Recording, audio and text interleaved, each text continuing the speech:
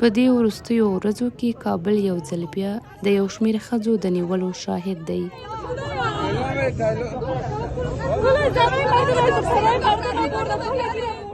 د طالبانو د امر بالمعروف وزارت له ښځو پوښتنې کوي او ځینې وختونه دوی نیسي. د سخت امنیتي چاپیریال او زیاتېدونکي فشار سره ښځې لا هم د پلازمېنې په سړکونو کې شتون لري. دا د لیسې مریم بازار دی، هغه بازار چې پخوا د زرګونو ښځو کوربه‌توب کاوه، خو اوس د دوی په شتون کې د پام وړ کمښت راغلی دی.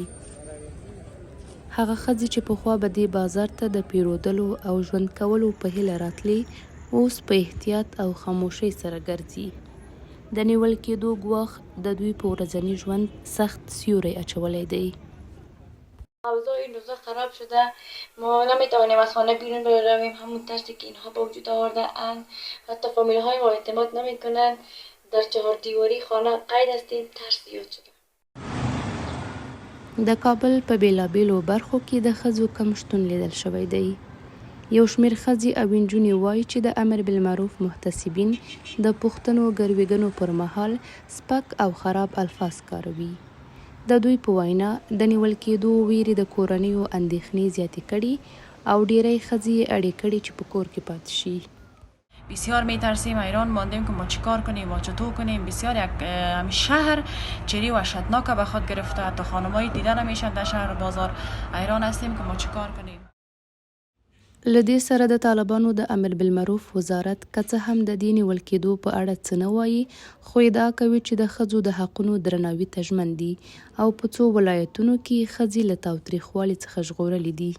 ما با قاطعیت تمام اعلام می‌داریم که طالبان حق ندارند که به بدن و حریم خصوصی زنان به بهانه بدحجابی دستاندازی بکنند.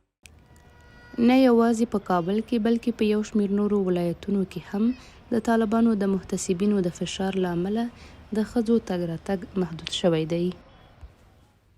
د امر بالمعروف قانون چې د طالبانو د مشر لخوا لاسلیک شوی، محتسب د یو داسې کس په توګه معرفي کوي چې د امر کولو او منع کولو واک لري او هغه ته د طالبانو د اجرایوي او قضایي جوړښتونو سره موازي ځانګړي واکونه ورکړي دي، د افرادو د نیولو او بندي کولو په ګډون.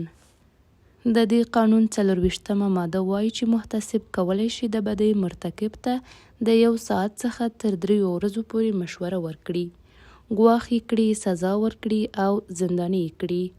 هغه څه چې د طالبانو محتسبین یې اوس مهال پر ښځو پلي کوي.